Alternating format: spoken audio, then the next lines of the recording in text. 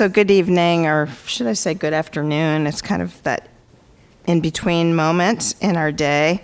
I'm Martha Tedeschi, the Elizabeth and John Moores Cabot, Director of the Harvard Art Museums, and I'm delighted to welcome you this afternoon to an early summer revel in the many splendored art of watercolor. As is our practice, we begin our program with a land acknowledgement. Harvard University is located on the traditional and ancestral land of the Massachusetts, the original inhabitants of what is now known as Boston and Cambridge. We pay respect to the people of the Massachusetts tribe, past and present, and honor the land itself, which remains sacred to the Massachusetts people. So today, we are celebrating the museum's new summer exhibition, American Watercolors 1880 to 1990, Into the Light. And I'm sure many of you understand the kind of double entendre of Into the Light, right? It's such a light-filled medium, but these are also works that are often very much protected and hidden away in storage rooms because they are vulnerable to light. So we are bringing these treasures into the light this summer. And looking forward to the conversation we will have with all of you. The exhibition will be on view in our special exhibitions gallery on the third floor through August 13th. So make the most of it while you can. Watercolors have this fleeting thing, right, where they can't be on the wall for too long. And so we have to pay a lot of attention to them when they are on the walls. The Harvard Art Museum's holdings of American watercolors from the late 19th to the late 20th century showcase the artistic freedom the medium affords, as well as the demands it places on its practitioners. Built over a period of more than 100 years, with the purpose of studying and supporting contemporary artistic practice, the watercolor collection at Harvard embodies the museum's continuous engagement with the art of the present.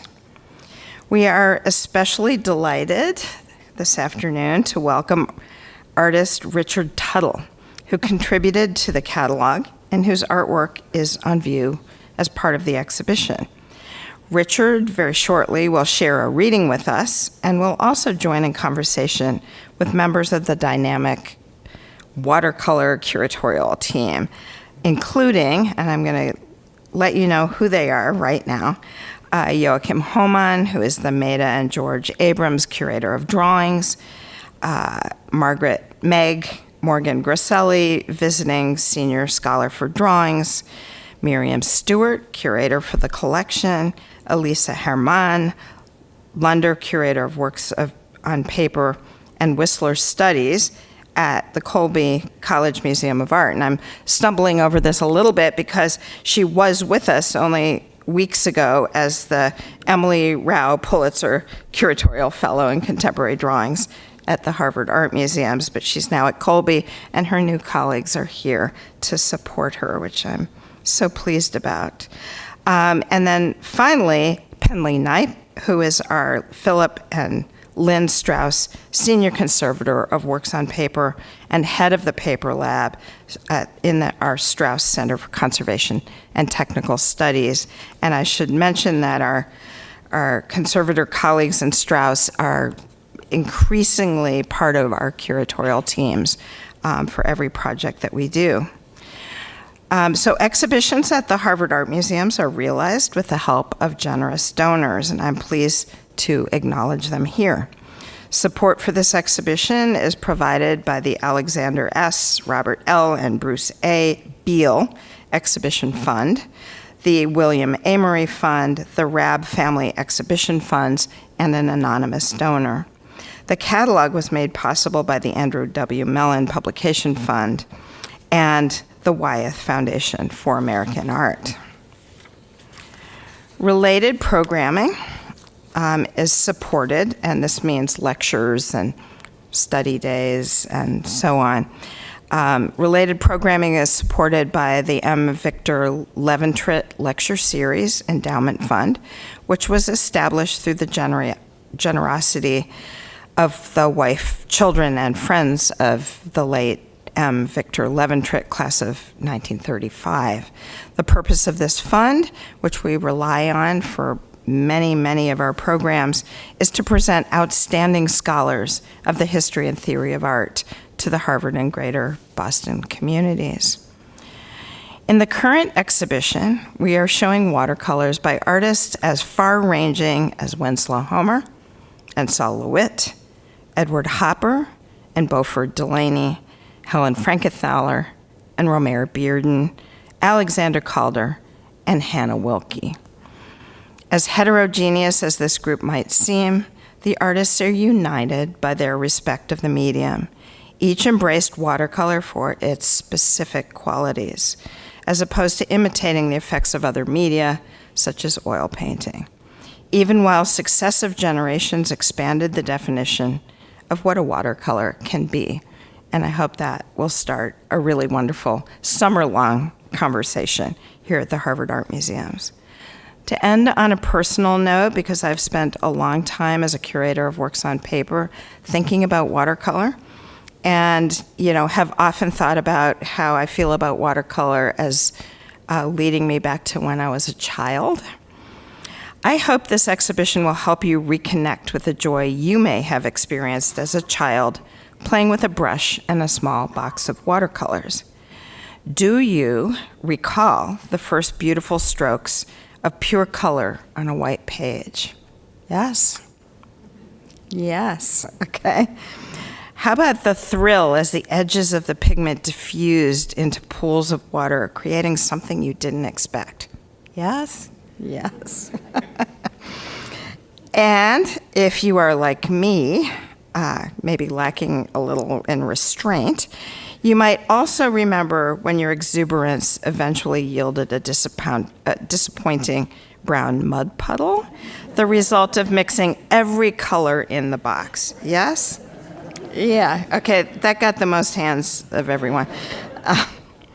So, as this exhibition and its handsome catalog makes clear, the lessons of this art form and the emotions it evokes, risk-taking and restraint, playfulness and mastery, delight and despair, are ageless. It is now my great pleasure to welcome to the podium my colleague Joachim Homann, Maida and George Abrams' curator of drawings. Joachim led the curatorial team that you'll hear from tonight and will moderate the discussion. First, however, he'll introduce our keynote speaker for the afternoon. Thank you.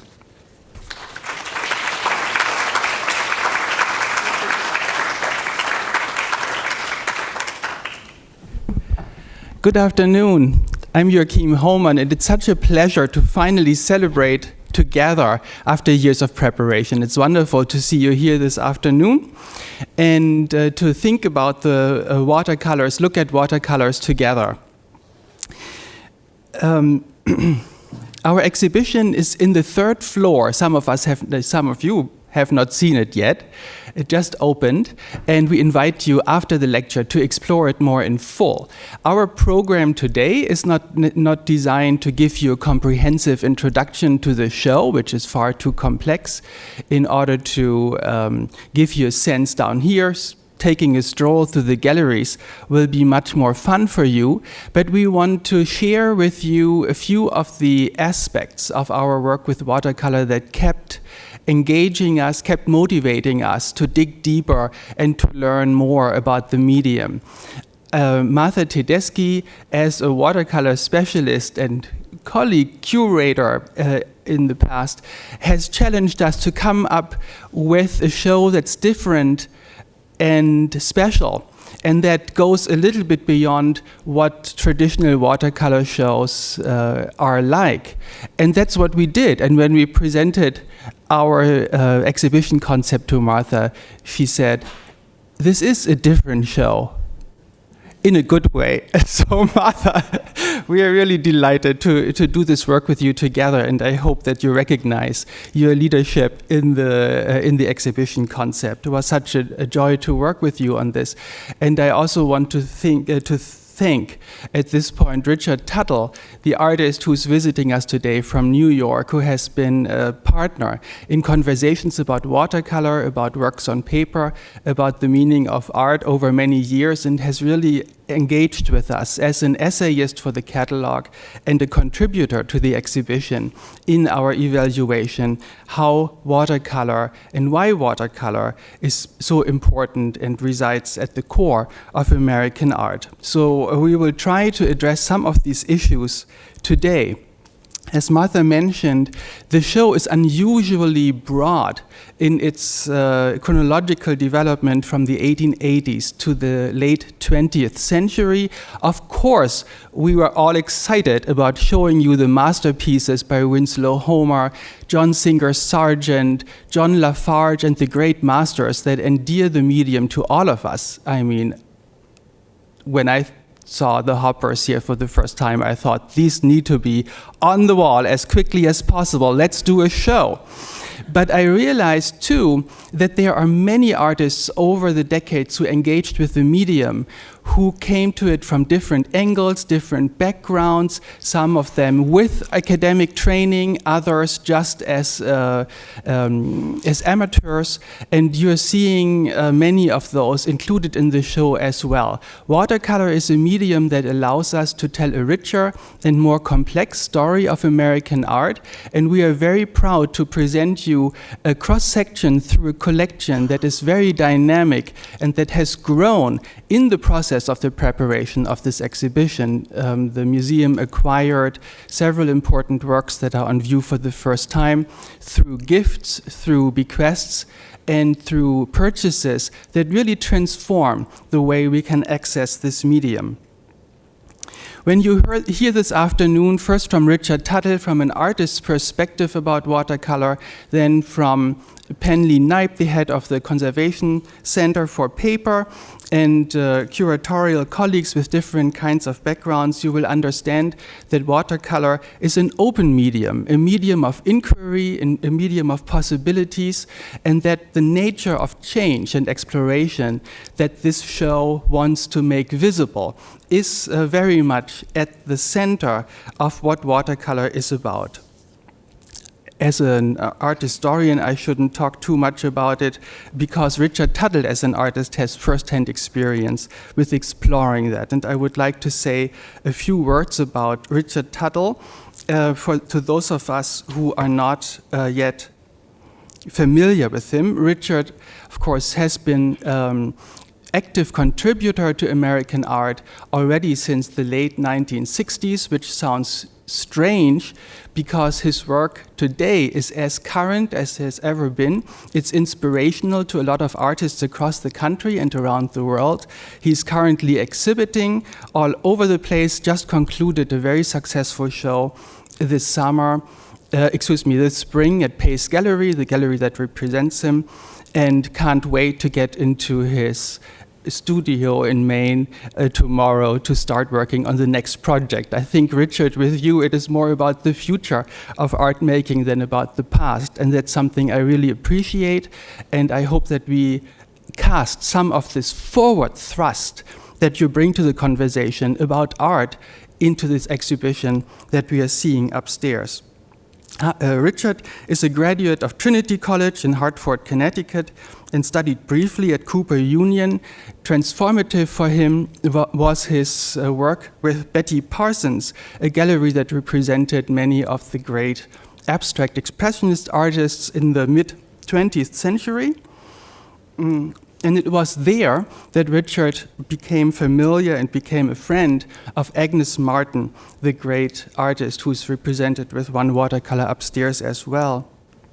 And his practice, of course, far exceeds watercolor. You will see that Richard has a lot to contribute about watercolor, but I don't want anybody to get away with the sense that Richard is a watercolorist and that's the end of the story. That would be a little bit misleading. So I have to correct that impression right now and just hint at the fact that Richard is known for his installations, for his drawings, for prints, for artist books, also increasingly for his poetry, and he's going to read a poet in a moment. He presented his first survey exhibition at the Whitney Museum of American Art as early as 1975 and has exhibited internationally ever since, including a traveling retrospective organized by the San Francisco Museum of Art, a commissioned installation for the Turbine Hall at Tate Modern not too long ago, solo shows at the Metropolitan Museum, the Phillips, the Pulitzer, in Zurich, Tokyo, Beijing, you name it. Tuttle splits his time between New York, Albuquerque in New Mexico, and Mount Desert Island in Maine, and is the author and the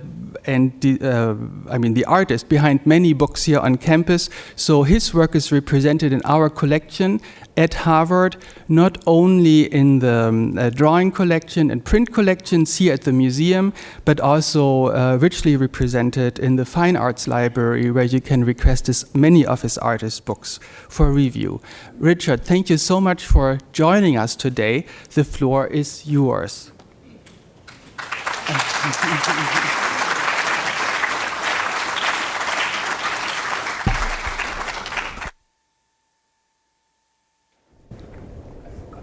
We are flying. Yeah, so much to do. Thank you, Martha, and thank you, Joachim.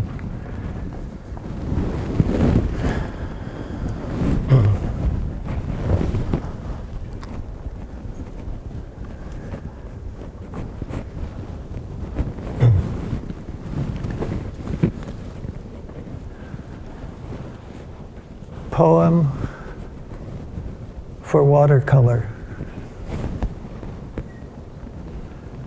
There are 4 groups of my watercolors at the Harvard Art Museums.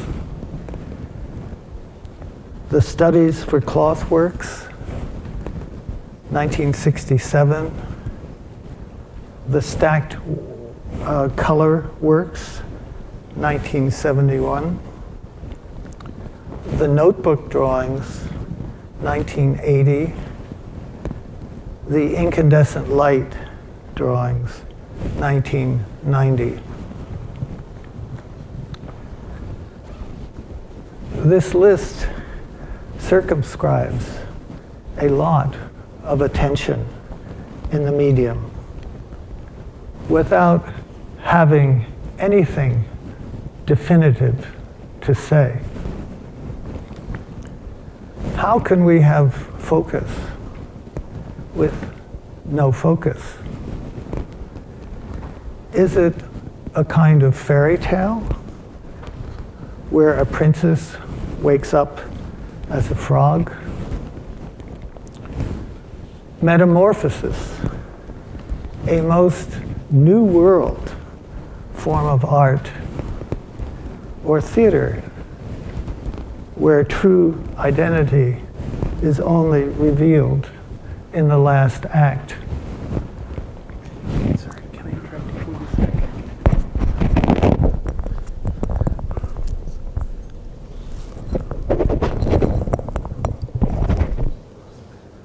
Better? Better? Yep. Better? Better? Better? Watercolor just misses secularization and remains holy in its most humble voice. Studies for Cloth Works, 1967, used paper like a dye used cloth, dyeing sufficient fibers to change line into color, color into complex being, stretched out like a flying crane's legs behind. Not a space on a paper, but paper in space. Too much dye for New York. The crane will land. Legs confer the grip as the event feels feeling. Here, there's not one single person linen makes whiter. Behave, behave, watercolor with so many tracks. I thought, if it worked, if it dented, what if it dented? Stay in the bed and be quiet, it said. Turn a stacked color work on its side and see if it comes up. There could be lost a profundity in an hour biplane ride, or a uniform dried out, and weeks without rain or hose, as if the horses came forward without entrails, or even to meet.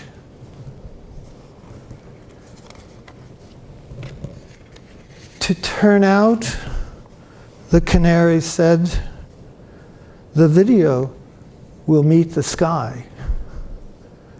Want to say something? A piece is a block, and a pineapple enlarges.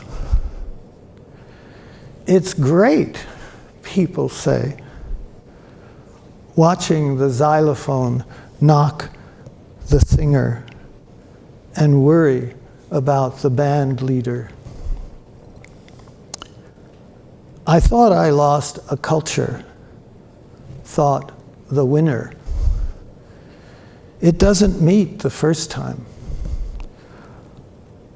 I'll be happy with our child because the child doesn't want the same thing as the canary. Doesn't want the canary at all. Notebook drawings are paintings, whole and full. They didn't know about it. That's what I figured it came from. I was going to stay until it all worked out, and it was a discovery until the due date made it there. It's an absolute truth. It's going to get pain in the can. Need a little French? Need a little can? What bites? Blue lines like a cough, concentrated on little bits. Likes with holes, numbed with satisfaction. Seen above horses' backs, parallel light, like planets. Nor did we loss of average, loss of language. Synergies, blue of the moment. Let's picture a frame. Every moment of waiting, our tail can be seen. Proceed. I got out of the cab for you once. The flip is part of a two-part listen, aid.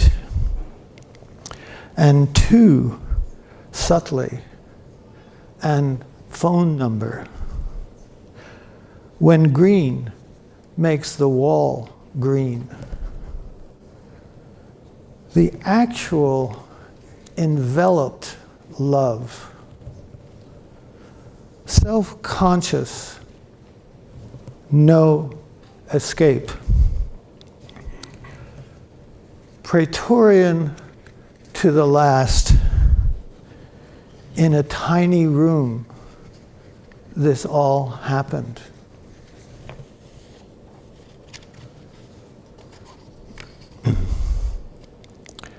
Watercolor has become, oh no, how did that happen? What about becoming? Another telling us what is American in watercolor. O'Keeffe, Marin, Demuth, Dove, Feininger. There should be a show of just Stieglitz's stable of artists, watercolors.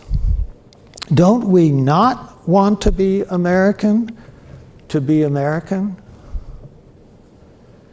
They drew with watercolor for a line. Their watercolor absorbed into the paper before it became line. Line is the basis of drawing. How does one stabilize before the line disappears? It's easy. Line is the source of structure. Make structure the source of line. Up to you.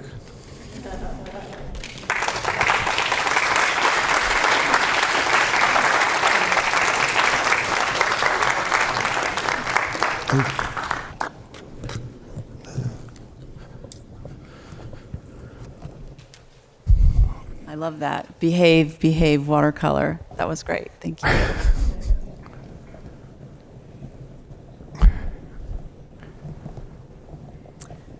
Hello, everyone. So it was really hard to pick what to speak about tonight, but I'm just going to touch on 2 things. The first is the materials case, which nods to our very strong collection of artist materials, including, of course, the world-famous Forbes pigment collection. You see this case right as you walk into the gallery. It's full of all kinds of materials related to making watercolors. And a particular highlight is this new acquisition of a deluxe wooden watercolor box from Winsor & Newton, dated to 1863 to 1881-ish. As most of you know, the British company Winsor & Newton is one of the most recognizable names of proprietors of high-quality art materials. Very, very popular brand. And inside this beautiful watercolor box are various watercolor supplies, including 18 pristine dry watercolor cakes, which you see there in the front, 2 ceramic palettes, a watercolor brush, and there certainly would have been more of those. That seems to be one of the few things that's missing from this case. A wooden brush holder, a crystal water bowl, and 2 sponges. Narayan Kandekar, the director of conservation, recently bought this box from Mark Manton Art in London specifically for the exhibition. And we are so grateful to Meg Morgan Grasselli for making this acquisition possible. This is a brand new thing for us. And in the same case, there's lots of other things, but be sure not to miss John Singer Sargent's watercolor tubes and some of his brushes, which have been known to actually make people cry because they're so excited to see them, especially watercolorists themselves. The second moment I want to touch on is about reserve. So reserve is the blank paper that's left where there's no watercolor, there's no drawing. It's intentionally left blank by the artist, and this needs to be planned out ahead of time.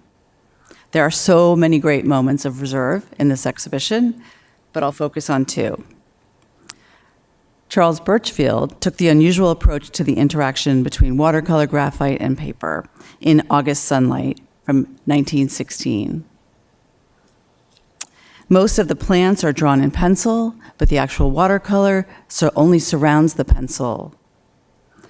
It surrounds the negative spaces, leaving these funky foliate silhouettes. This is most apparent in the foreground plants. The roofs are also completely devoid of color, creating a geometrical interruption against the leafy abundance. Birchfield doesn't even bother to draw the top of the roof.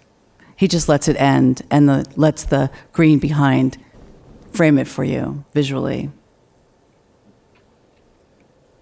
The impact of Birchfield's remarkable watercolor and his negative spaces is somewhat dulled by the overall browning and fading of this watercolor due to some overexposure to light. So you can even imagine how much more brilliant this would have been when it was freshly made. But still, we just love these funky shapes, especially in the front. And in the second, oops, I'm so sorry. And in the second one on the right, by Richard Foster Yard, this is a brand new acquisition from 2021, Yard likewise leaves parts of the composition blank. There are strong reserves at the top of the window, and in the woman at left, and the person at right. But much of the reserve appears at the edges, and it bleeds into the prominent yet crooked borders. The entire configuration has a geometric presence. The discrete areas of color and pattern recall, to my eye, woodblock prints in their rectangular forms, especially in the background yellow. The borders and the reserves are all part of the jigsaw puzzle here. The areas left blank are both unexpected and, I think, quite brilliant in this powerful watercolor from 1980. And so those are two moments that particularly intrigued me. And now up to Miriam.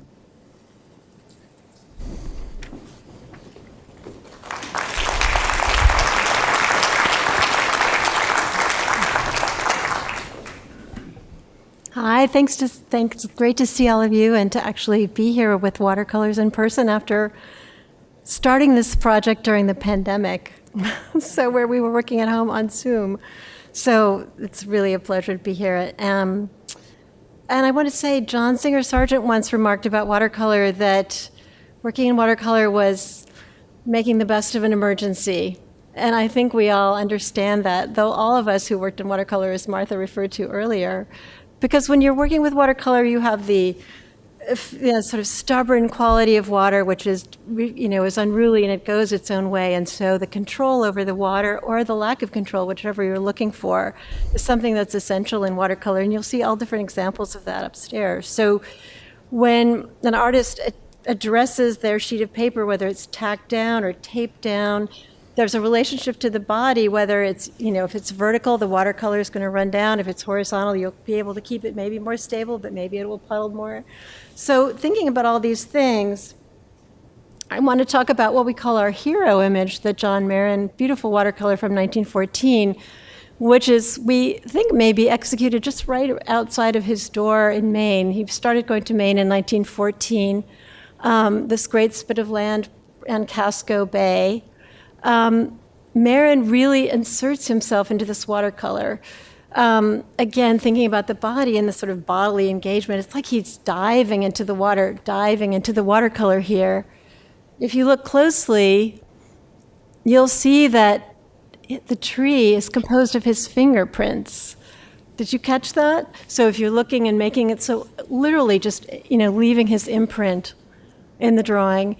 And then you can see the pink strokes at the bottom where there's kind of a heavy stroke at the top. That's the watercolor being on a fingerprint and just swiping down. So literally this kind of insertion of the artist, direct and indirectly into the watercolor. And at the left, and I hope you can see it here on the screen, the sort of smudging of the water of the ocean, and then he drew with maybe a sharpened end of a brush or some kind of a scraper, a sharp tool.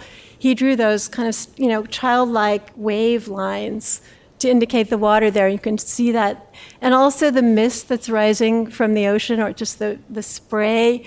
He's blotted that with using something like a rag to kind of just remove the watercolor. So watercolors can really, it's surprising how strong they are because you use a really strong paper much of the time. It's amazing how much the surface can be beat up. If you look at a watercolor by Sargent, and these are both, of course, up in the exhibition, Sargent's also using a lot of interventions into the watercolor here. So if you see in the trees, he's scraping. Oops, let me just go back here. There we go. If you look in the trees, he's scraping away up at the upper right where you can see the removal of the watercolor. So he's using a sharp tool again to kind of make those furrows that's raising up the edges of the watercolor. And then in the pink flowers, you can see kind of a scribbly notion. The scribbling is from using a candle maybe or a transparent crayon and using a resist. So think about that too from when you were a kid. If you draw with a crayon and then you go over it with watercolor, it beads up and leaves that kind of staccato texture to give this fantastic, array of sort of sparkling flowers. And just going back to the body one more time, Sargent picked up the watercolor when it was damp, and you see his fingerprints at either edge. Something to think about and pay attention to upstairs. On to the next.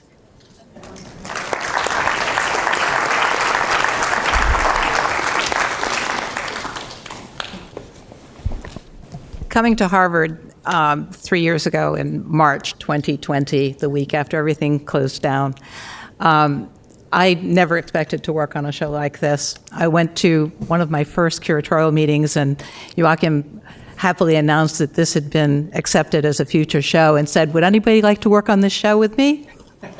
Absolutely. My area of expertise is old master drawings, anything before 1900 from the European schools. So embarking on this was a total adventure for me, and an adventure of love, because of course I'd been introduced as an undergraduate here to artists, the wonderful collections of Winslow Homer and Sargent, but this exhibition, the goal was to go far, far, far beyond that. For me, discovering so many more recent productions, gorgeous watercolors, was just such an energizing, enlivening, exciting adventure through this whole thing. And it was hard for me for this particular presentation to choose one work to talk about. But this one captured my fancy in a way that no other work did. I mean, yes, the 16-foot Sol LeWitt that closes the exhibition in the last gallery is pretty amazing in many ways. Calder works by any number of different artists, Rothko, I mean, just so many wonderful things. But this work by Bill Traylor stood out to me as just a completely exciting and different and engrossing work that I really wanted to spend time with.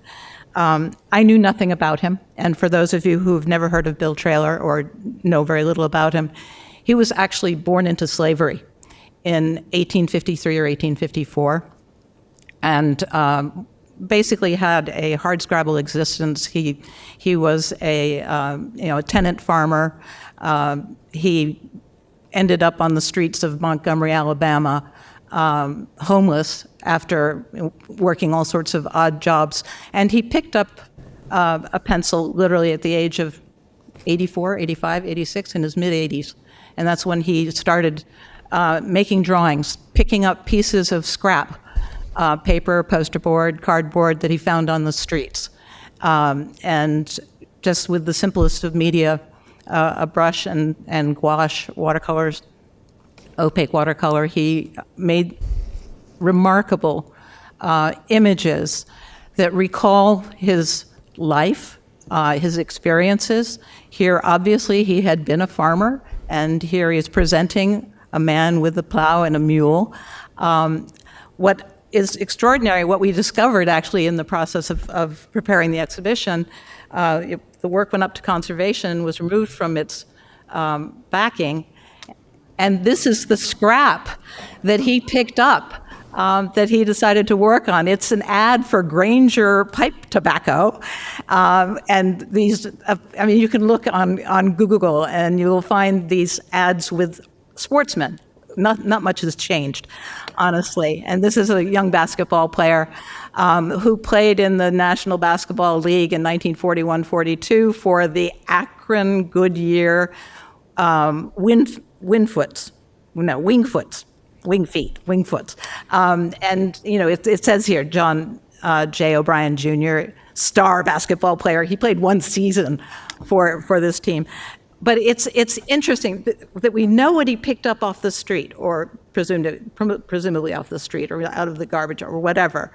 And, looking at that, if you see the upper corner is, if you flip it, it's that lower right-hand corner. So the choice that Traylor made in shaping and deciding how to use this piece of paper is really interesting, and how he used it and fit this composition onto this oddly shaped scrap is really fascinating. This is a completely untrained artist. I don't want to call him an outlier or anything like that. He's an untrained artist who had an innate intuitive sense of design and composition. The way he fits the man up in the corner into the right angle with that hat across that echoes the shape of the corner, and the way the figure fits with the foot and the hat lined up along that edge. The way the mule, the nose of the mule follows that diagonal edge of the right-hand cut of the page.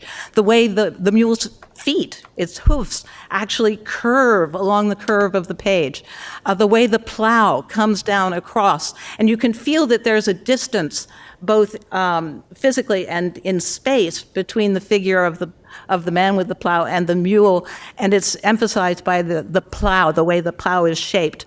And then you have that scrape across the back, which I literally figured out today, that this was a poster that actually stood on a counter, and it had a backing, a cardboard backing that, held it up. It was a 3-point. And so he tore off, or it was already torn off, that the thing that held it up and made it stand up. And it makes this scrape across the back that he uses almost as a furrow, almost as the kind of furrow that the plow itself is going to make, crossing in that space. And even the loops of the reins echo that curve of the bottom. This is a wondrous composition, and it is fabulous to have it in the context of this exhibition with all sorts of artists who are skillful in their use of the media, are skillful in their use of compositions, and to include Bill Traylor in here, I think is just the best part of the show for me.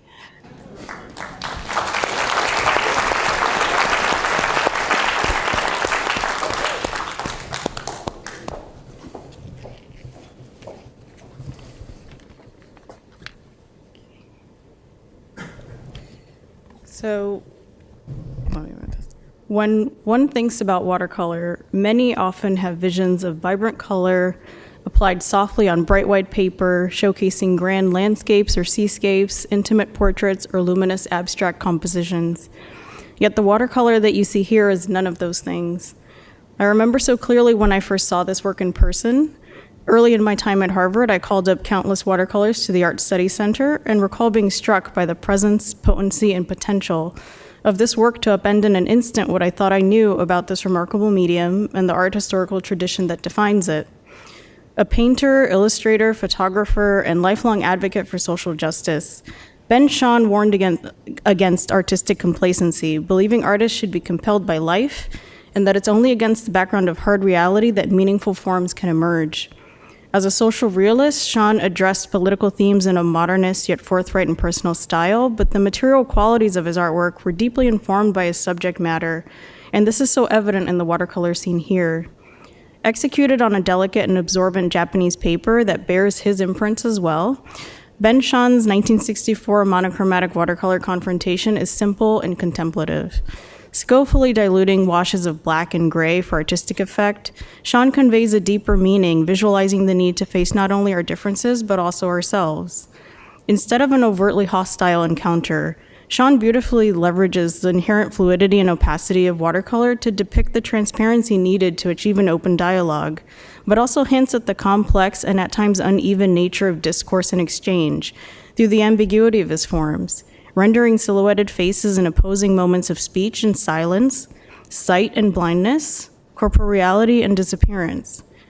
Look closely while upstairs in the galleries to see how the physicality of his brushstrokes frayed the fragile paper fibers for a deliberately unfinished and smudged aesthetic, signaling the lack of a tidy societal solution to the persistent racial and cultural divides of 1960s America.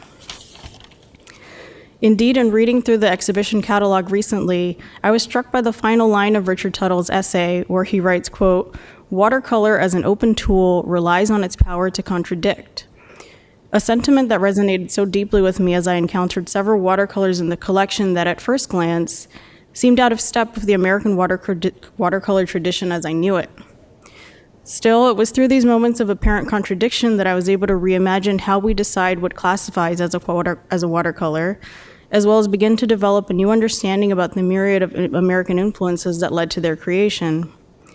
What emerged were several artists from different backgrounds working in the mid to late 20th century who were unafraid to compromise the purity of watercolor in pursuit of meaningful and material innovation. Amid a century marked by moments of political and cultural destabilization, the field of American watercolor similarly entered undefined terrain as artists relied less on professional organizations for training and resisted affiliations with art movements or techniques, instead embracing individual impulses to address conceptual, aesthetic, or socio-political concerns. Recognized as one of the most creative and original visual artists of the 20th century, Romeo Bearden experimented with many different mediums and artistic styles, but it was his use of collage and watercolor that was transformative for me while working on this exhibition. Beginning in the late 1960s, Bearden began one of the most artistically formative periods of his career, moving beyond painting, collage, and printmaking via more prominent and painterly use of watercolor.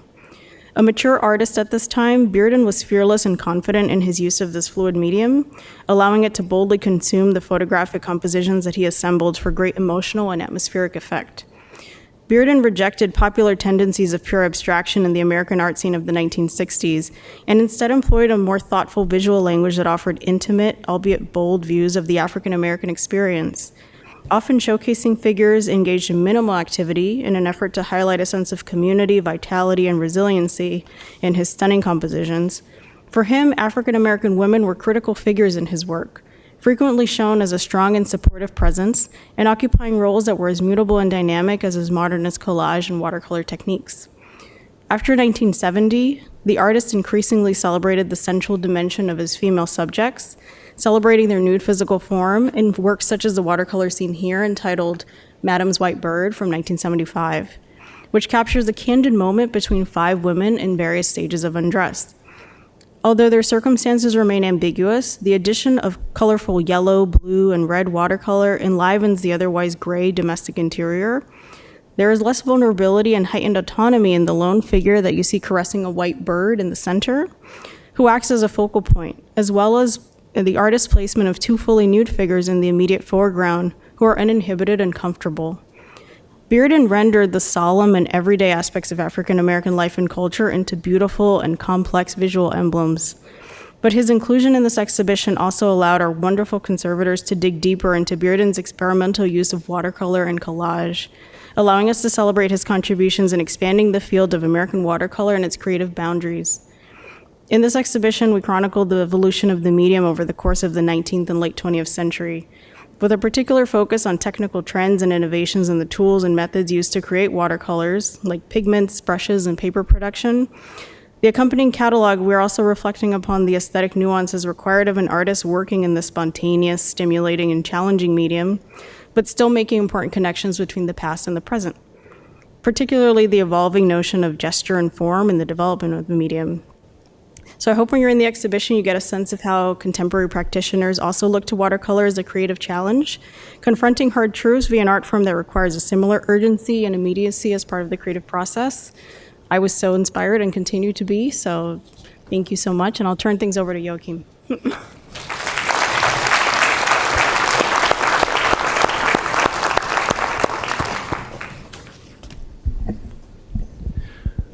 I think we are offering you a lot of ideas, and you can tell how energizing this project was, with working with many curators who look at things in different ways, and getting an artist involved who questions the very nature of watercolor and makes it work in so many different ways.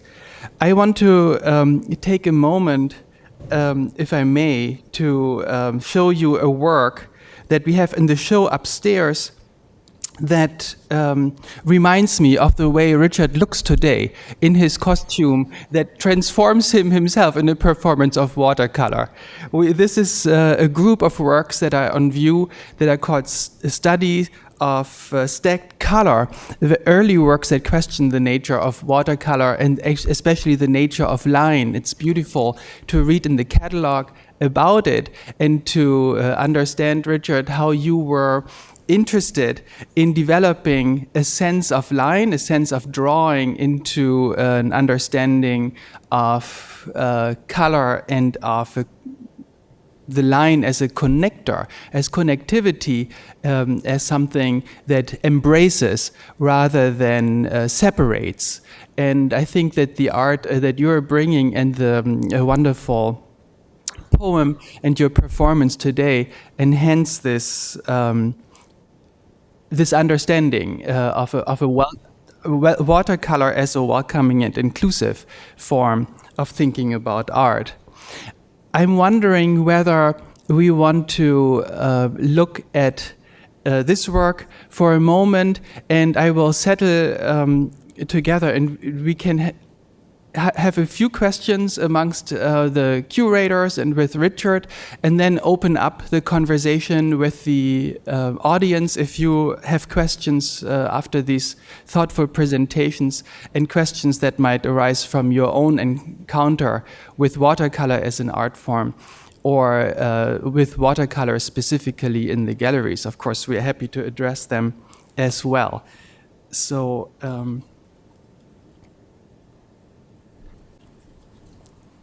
do I need this?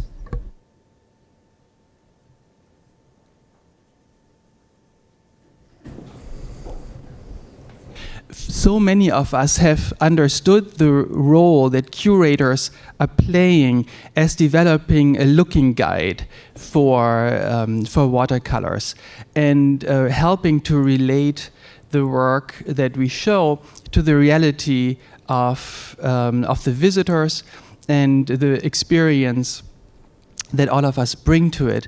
Richard, if I can draw your attention to this beautiful work that is exhibited in the galleries, there is something of great importance missing from this picture because we, as you know, completed your work just in time for the exhibition, and I was wondering whether you wanted to draw the attention of our visitors to this significant detail.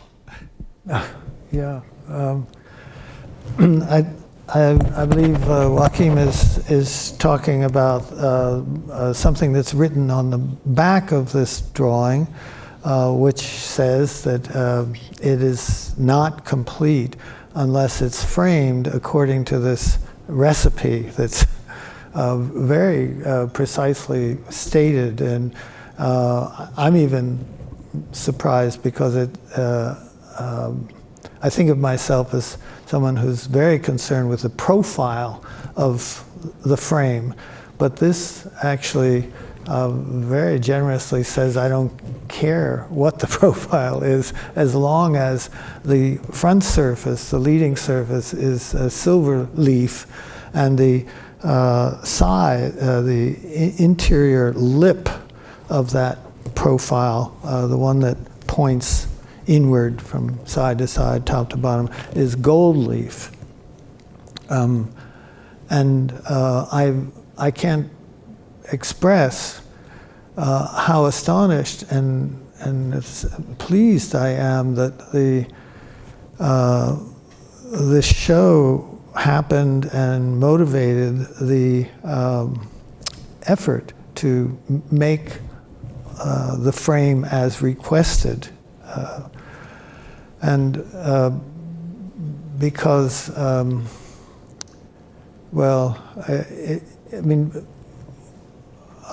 as an artist who's made their own frames, I certainly can say that no one, including professional frame makers, can any idea how much work it takes to make a frame.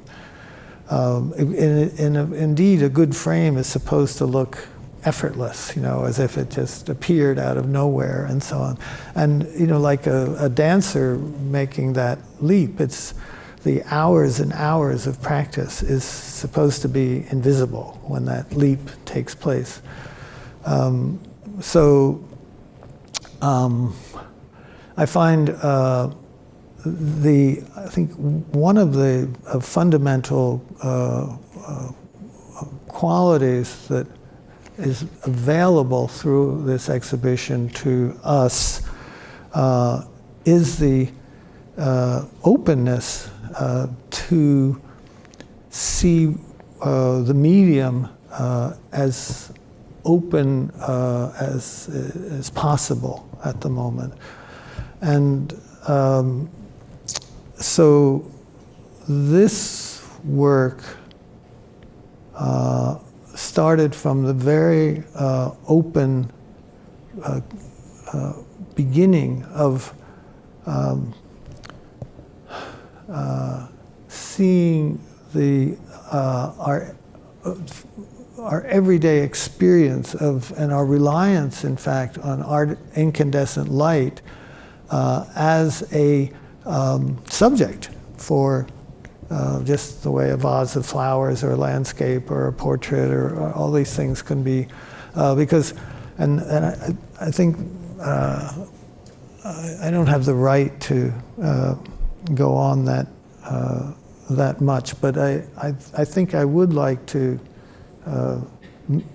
try to share this idea that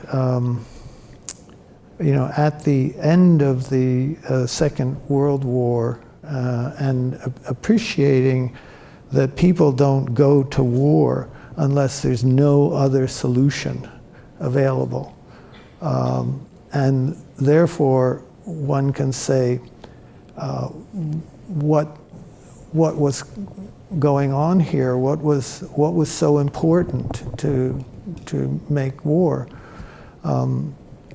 And I think all of us, whether we're as sophisticated historians as sitting in front or not so sophisticated, can understand that the content, the content per se changed, exploded. Took even a place that is hard to comprehend, but as a person trying to live a creative life, I understood that traditional content subject matter is gone over there. What's in front here? And the issue was that each artist, in the social glue, as glued together socially, has a job or role in that social glue to choose content. And if you're excited by that, then you also realize that your imagination can get behind your choice of content, and you can explode. And this drawing, I mean, as it's framed here, and my gratitude is, as I say, inexpressible. But the it's exploring a viewer-art relationship where the perpendicular relationship is, shall we say, coming from the moon, indirect light, whereas the reading of the drawing, and I think that's another change that's happened almost unconsciously, that we start looking at a visual presentation of ours. For example, the Romare Bearden, I find, is a beautiful example of how you read, how you can go laterally along that surface, and almost, the freedom and the excitement. There's almost nothing that you can. He pays the slightest obeisance to the perpendicular, and everything is in the lateral like that. And I mean, I think that this is an artist not like myself, who has always loved philosophy and maybe overthinks stuff and all that, but the perhaps that's, if we can keep the Romare Bearden in our minds and then look at something like this, it's the same. You're just invited to run your eye laterally as you like, and I think as Romare Bearden, my humble interpretation of Romare Bearden is the figure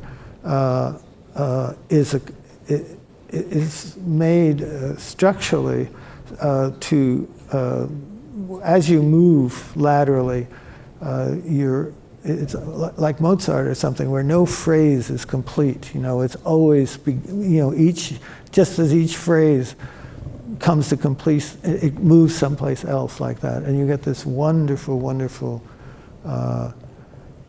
and it's what the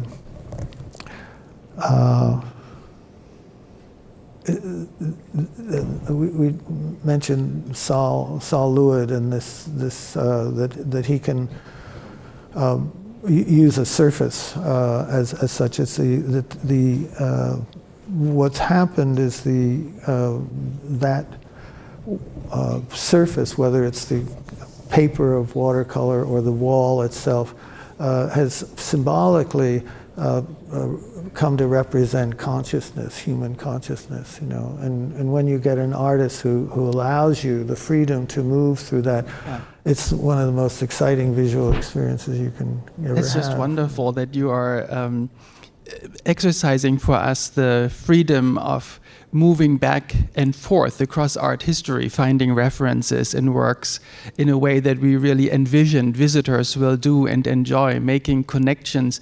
And you're thinking about the space that invites viewers to engage with your work and the work of other artists. You were just mentioning the paper that is becoming a metaphor, becoming a ground to think of. And I have a question for Penley. So many of us all of us have contributed something to the conversation that otherwise would have remained invisible. And I have to confess that, Penley, it was your work throughout the preparation of this show that made paper visible to me as a focus of inquiry and thinking. If you would just say a few more words about that and help all of us who are going to explore the show throughout the summer to figure out the role of paper. I get to talk about my favorite thing, paper. What I really love about this exhibition is all the works that are not on sort of traditional watercolor paper. So traditional watercolor paper is pretty stiff. It has a little tooth, so it can hold the dispersion of water and pigment in place and allow you to move the watercolor around. But what really captured my interest, and Miriam and I worked on this together, was all the papers that are totally not for watercolor. So the Calder, for example, the two hippos, where he's using bond paper, which is like office paper. It's so smooth, and it freaks out when you put water on it. So it's all crumpled up, and I love that. And we have a bunch of drawings in our collection by Calder that are on this bond office paper, and just sort of says to me these are things that he's just having fun with. He does use gorgeous artist paper for some of his ink drawings, but these hippos are just undulating. They're great. You're using sometimes school book paper, lined paper. Susan Fricon is using gorgeous Japanese paper, which also totally overreacts to the watercolor and makes these beautiful undulations. And she also uses some Indian papers, which are old papers that she got through a friend, that are all burnished, so they don't totally absorb the watercolor. It sort of sits on the surface. There's just so many great moments of paper in the exhibition. There's the Sauluit that's on this huge machine-made rolled paper that we literally had to wrestle to put onto the wall because it's got so much memory of being a piece of rolled paper that comes off the paper-making machine that way. What other ones am I not thinking of, Miriam? Osorio, the blue paper. Oh yeah, the Osorio, the octopus drawing that is on this fantastic blue paper. It is an artist paper, but it's not for watercolor, but it's definitely up to the task of, it doesn't get these cockles and undulations like some of them. But yeah, there's some really beautiful papers, so I'm glad that you started to really see them for themselves. Yeah, exactly. And one of the aspects, Miriam, that you described in your conversation, you started with the Sargent quote, is the sense of urgency, the sense of emergency. And it tied together with the thing that you said in your beautiful poem that I can't wait to read again, Richard. Watercolor has become, oh no. It seemed like a really beautiful and concise description of the process of watercolor that challenges people to think on their feet, to interpret what is happening on the page and get right to it. Maybe you want to say something about the speed of application. We have watercolors in the show that are extremely elaborate and applied with beautiful, diligence, and then others that are very speedily put together. I would love to hear more from you, Miriam. Right, I think we all have this kind of basic idea of watercolor from, I have to say, kind of going back to Homer, right? We sort of think this is a watercolor, this is what a watercolor is, and yet in the exhibition there's a certain amount of speed and but also deliberation with Homer. Homer was great at planning ahead. I don't think there's anybody who's, I don't know, I think he's just an amazing watercolorist, and he just really does incredible things. So we have this idea of watercolor as being speedy, but it's not necessarily that way. And as Penley talked about with reserve, the artists are thinking ahead. Sargent is thinking ahead when he's thinking about layering. What color am I going to, if I'm going to put down pale green here, then I'm going to put some crayon down, then I'm going to put dark green over that, so the light green will show through. So that kind of thinking ahead, which I find really difficult to really comprehend how the artists do that. Some artists are very straightforward. Somebody like Hopper seems to be really straightforward, or you'll see some of the other artists in the exhibition who are very deliberate with using tiny brush strokes, whereas others use big fat brushes. And you'll see with Sargent's brushes, there's a really fat one called the Sky Mop, which is just, literally looks like a mop where you can just slather on the watercolors. So it's been a really wonderful experience to try to to take into account all of these kinds of styles of watercolor. Penley and I, when we started working on this exhibition, we took a watercolor class over Zoom because it was during the pandemic. That was not easy, but it was still really helpful. And thanks to our patient teacher out in Lexington, who it was very helpful to get that sense, because you do have that kind of intrinsic feeling of, all of us do, like the watercolor pens that we all used, and how the watercolor behaves or doesn't behave, right? Meg, I'm fascinated by the way that you're describing the build trailer, and I've told you that before, but it's just unbelievable to me how, as a old master drawing specialist, you are able to look at this work and you're describing it so beautifully. The subtlety of it, the many decisions the artists make. But does it fit? How does it fit into concepts of skill, of talent, of mastery in the way that you have cultivated throughout your career? It goes back to my early Harvard training, close looking, appreciating I don't want to call it mark making, I don't like that term, but the marks that are made on the paper by whatever medium. Is this on? I think I've lost my thing. But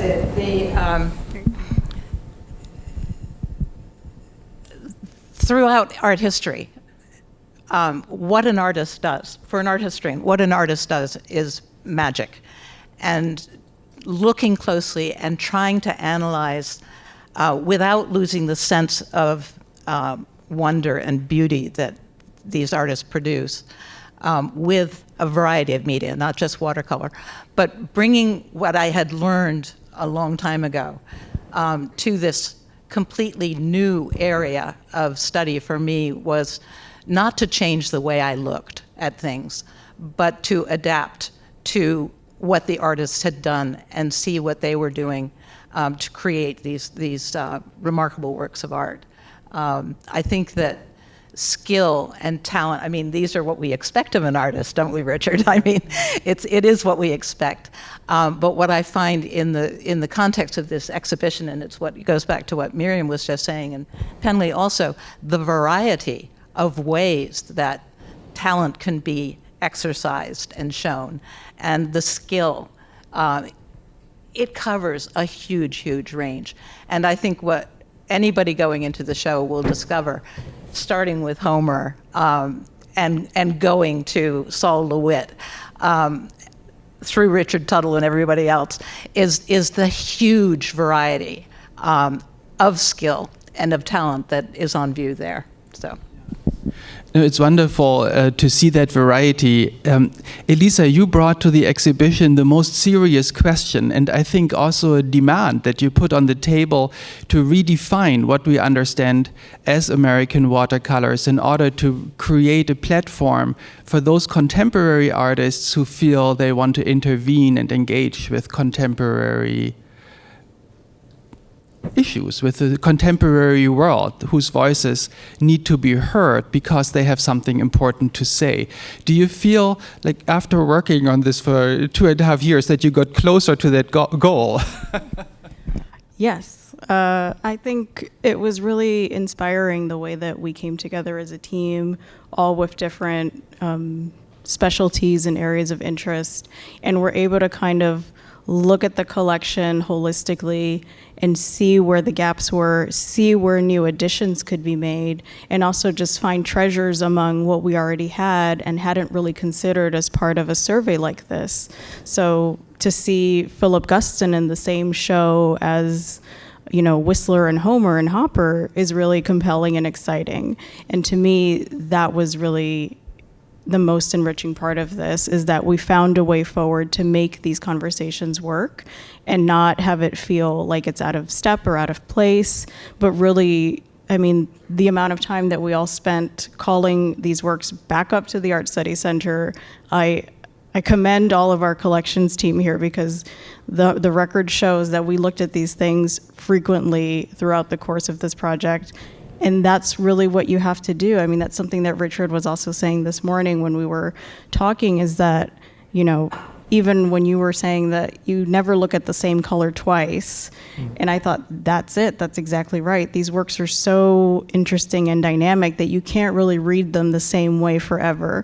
And so that really hit home to me, is that watercolor is a similarly kind of exciting medium, because we really could find a new way in. And I hope that this exhibition kind of continues that conversation in the same way, where nobody's going to look at these things the same way again. So, yeah. I have a question for you. So I have a question for Joachim, because there are some new acquisitions that were made while we were organizing this show. And the Buford Delaney was one, and the Sam Gilliam is one. I'd love it if you would just talk for a minute about those acquisitions and how you feel about them. Well, if you want to do me a favor after this program, do spend some time in front of the Sam Gilliam and also the Beaufort Delaney, because they are both extraordinary works and they are challenging both in their own ways.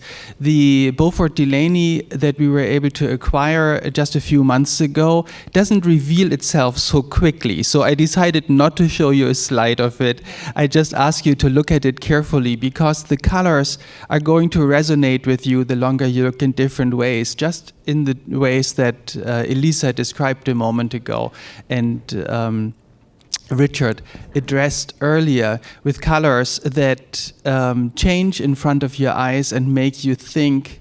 They reveal themselves, they reveal a light as you are discovering layers and become more perceptive, and you are suddenly realizing how the colors, the glazes are filtering a light that is of course generated by the reflection of the paper, and that all a watercolor, I mean, I learned from that, and I learned from our conversations that a great watercolor artist understands that this is not about water. It's not even necessarily about color as a substance, but it is about an ability to filter the light, to play with the light, and to enhance the light, so that a work like this beautiful watercolor by Richard Tuttle and others in the exhibition doesn't just reside on the paper, but they are becoming a part of the space through the light that they are bouncing back, and they enrich our lives, I think, in ways that are visible upstairs, but very difficult to capture in words. So I won't even try. But this might be a good moment if you have a few questions for us, and especially for Richard. That would be wonderful to share them at this point. There's a question. I was just wondering. I have a mic for you, ma'am. Okay, so there's a microphone coming. There's a microphone coming to you. Thank you. Hi, I was just wondering if you could talk a little bit about your process. I sort of imagine when I look at this, I imagine you probably had and I could be, this is just me, that you might have had a whole wall and maybe 6 pieces of paper like that lined up. And I don't know, I just kind of see this as maybe part of a energetic series. I don't know if that was that or not. But when you went ahead and started creating this piece, was it preconceived, or was it you were experimenting as you were proceeding, making those gestural strokes? And I was wondering if you could just talk about that a little bit more. Yeah. I think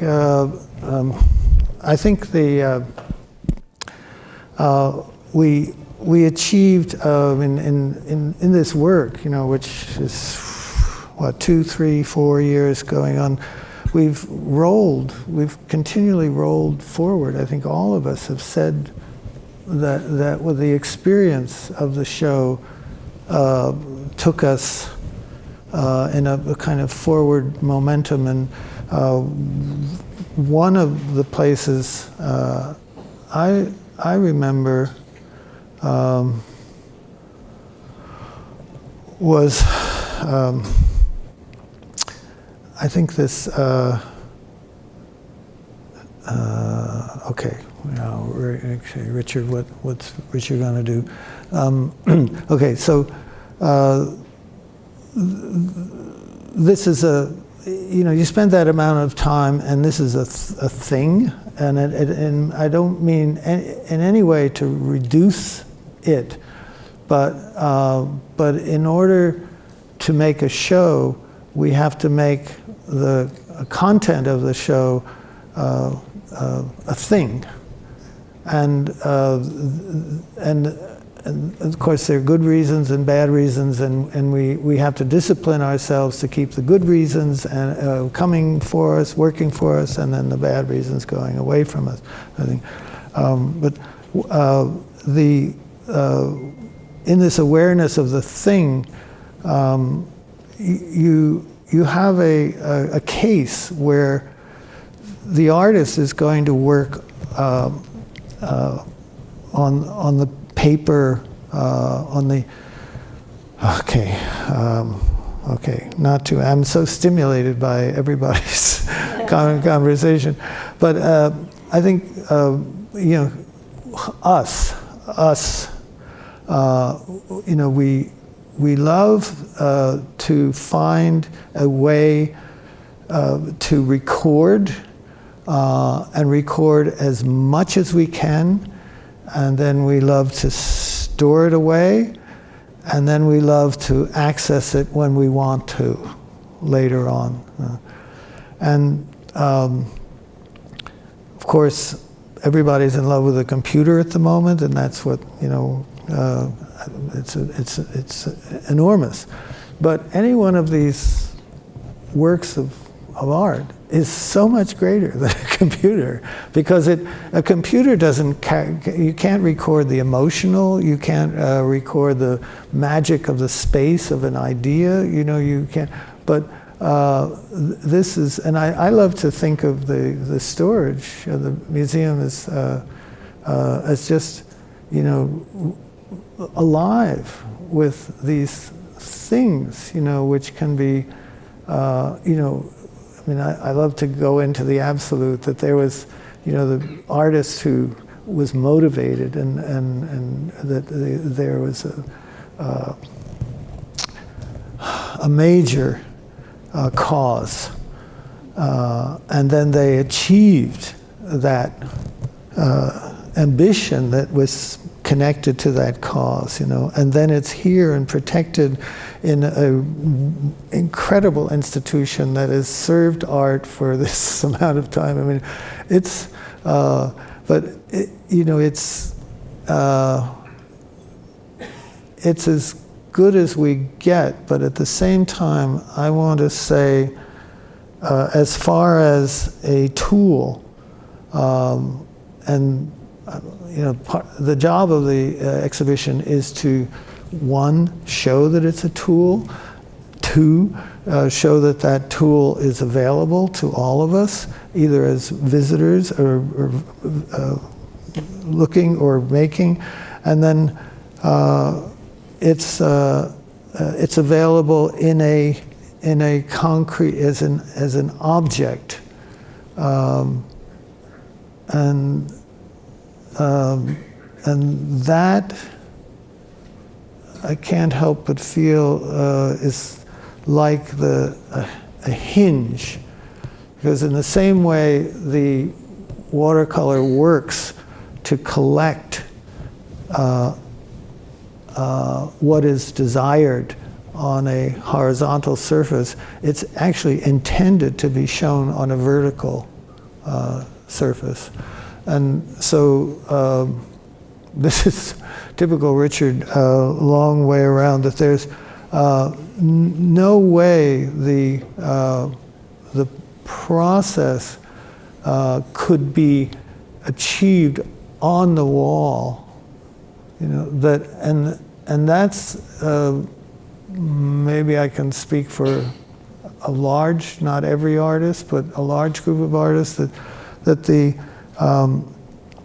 there's a kind of sadness because you would want to record everything on the vertical surface, but this medium doesn't allow. And one of my favorite works in the show is the Sam Francis, where he painted on a rice paper, and then he put that rice paper on a board, a kind of Bristol board, and then he put that board and onto a canvas backing. And somewhere in those attachments, he turned it vertically. And at that moment, you'll see drips. The blue that he painted at that moment will have drips. But we have no idea whether he did that on the rice paper, or we did that or whether he did it when it was fun. And I find that, I think that's something I'm going to take home and try to explore, because the mystery or the beauty of the art of that piece is physically. Well, I should refer. Do you have any idea when he put it vertically to make the drips? He must have done that kind of early in the process because, it's still running.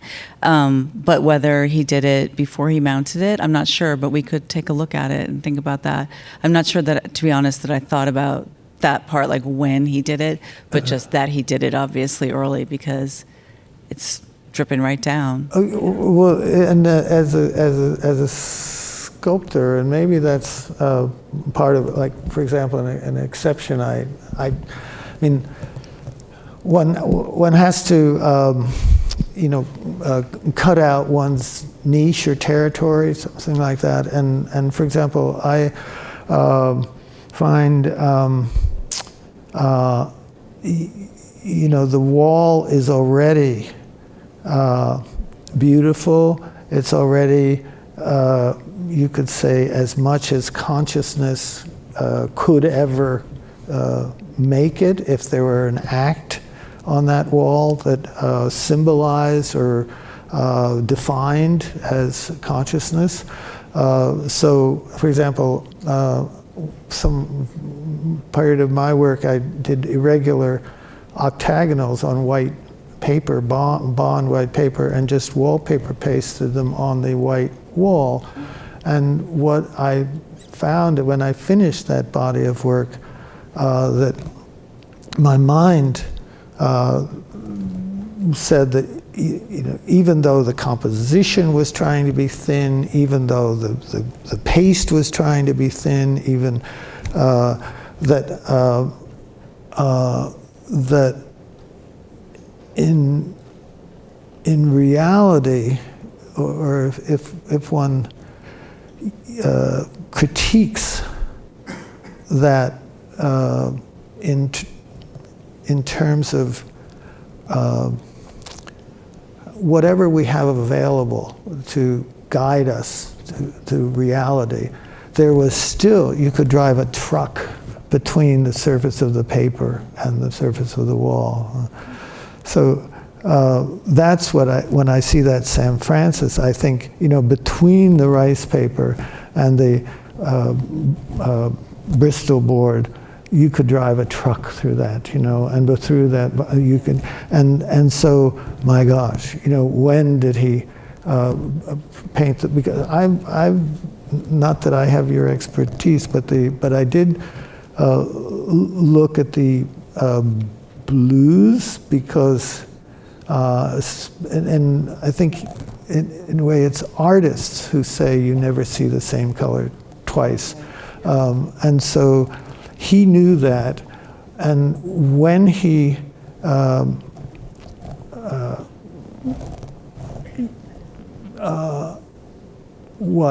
evolving his statement, there's a synchronicity of the development of the paint, and then the development of the surface that the paint, and I'm so happy to see my work next to his in the same corner, because the works of mine actually follow the last part of my poem, where I'm saying, you don't have to lose line just because you use color. Yes.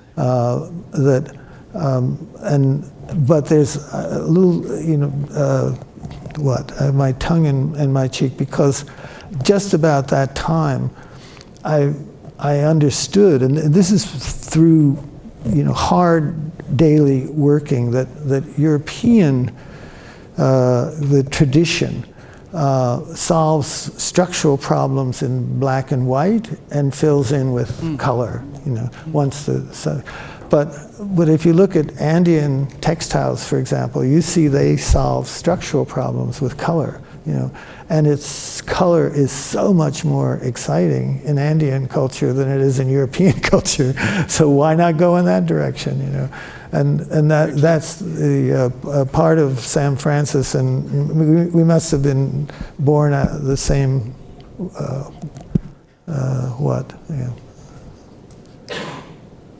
twins. Well, thank you so much for sharing these observations, Richard. I think many of us are now eager to go upstairs. The exhibition is open until 6:30, so those of us who haven't seen it yet are invited to take a look. And I just want to thank you, Richard, and all the participants here for a really wonderful talk that gave you a taste of our conversations that made this exhibition happen and that will continue throughout the summer. So we invite you to be part of it and see the show today and come back and enjoy with us what we learned from it. Maybe it even generates a whole lot of new work that we can enjoy and collect. Yeah, good. Yeah, good.